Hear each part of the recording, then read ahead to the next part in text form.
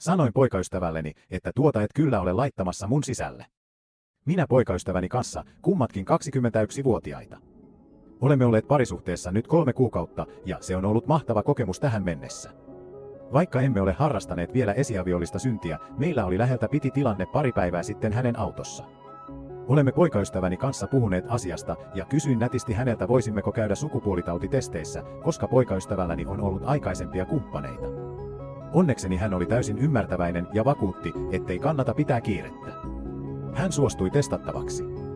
Häntä kuitenkin mietitytti, miksi myös minä halusin käydä testeissä, vaikka minulla ei ole ollut aikaisempia kumppaneita. Selitin, että se antaa myös sinulle mielenrauhan asiasta, että olen puhdas. Hänestä testaus ei kuitenkaan ollut tarpeellinen. Päätimme keskustelun siihen.